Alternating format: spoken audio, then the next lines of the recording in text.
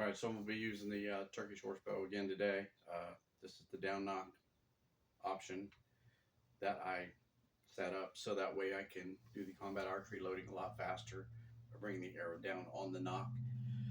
Be shooting our cool zombie dude over here. Still wearing this out a little bit. This is an old shirt that's falling apart a little bit. So what I have, I would wear this. Yes, your motor's loud. I would wear this going mowing the yard or whatever I'm doing out there. It's rough work, working in the weeds, whatever I'm doing out in the country. And so I haven't worn this shirt probably in 2 years, so it's really raggedy right now. So I'm just going to use this to make our zombie a little bit more warmer as it's still cold outside, and that reflects to you know drafty windows, and it's a little chilly in here sometimes, not very much. It's warm right now, so we're having a good time dressing him up and putting some glasses on him, sunglasses. So, and I got my old Honda where I worked at Honda in Greensburg hat. So, yep, Christmas gift. All those things they give you for being such an awesome employee and worker and all that good stuff. So anyway, I'm gonna put some objects in front of him, shoot those, and see how well that works out penetration wise. 50-pound bow, type of arrows I'm using the Senalita Dragon 10s with a 200 grain fill points, and I've re-knocked these to put the regular knocks on them that you get normally in a store. It just works out better that way.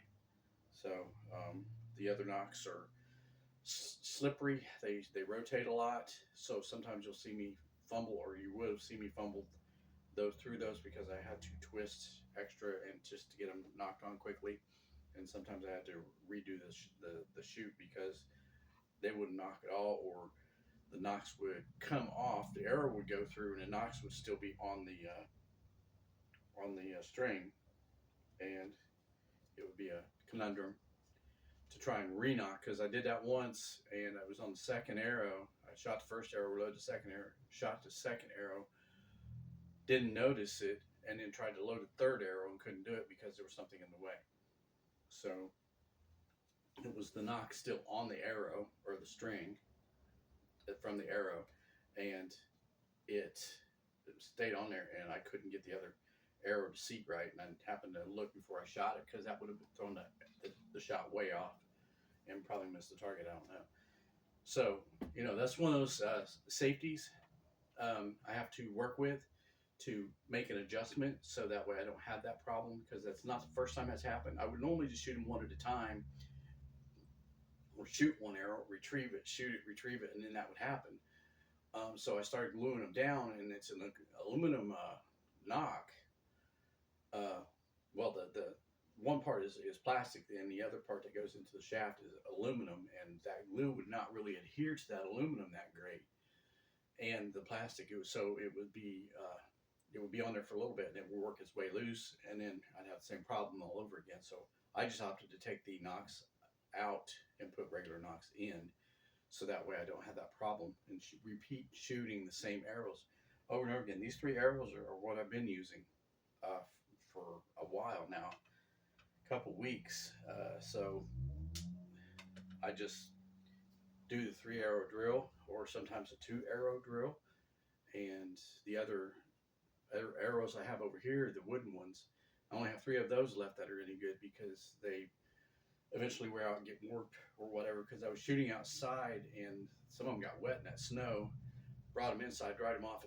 There wasn't enough lamination on the arrow shafts to stop the water from getting in there anyway, and they ended up warping. And when you're shooting, you're shooting at the target on the inside or in the middle, and it would come out here and hit the frame or one of the baffles back there. Ended up breaking anyway. So I have those over there. They're just sitting there. I can shoot them individually, but they don't have any heads on them. They're just whittled down to a pencil point for the taper tool that I have, and I'll put them in here and see if I can get one to split.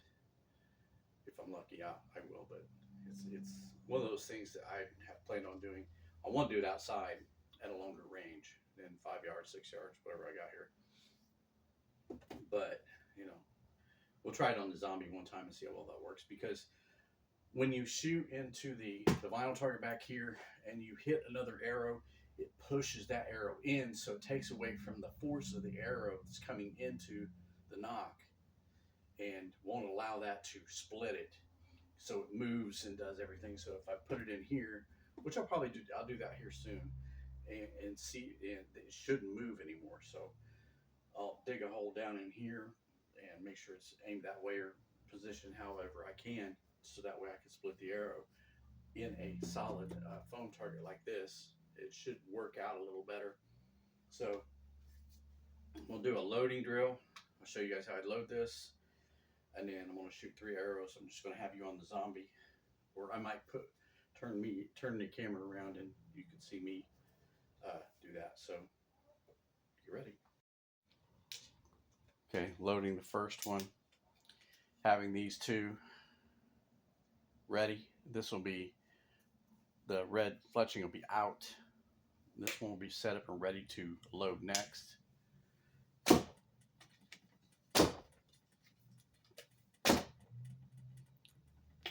And that's pretty much how you do it.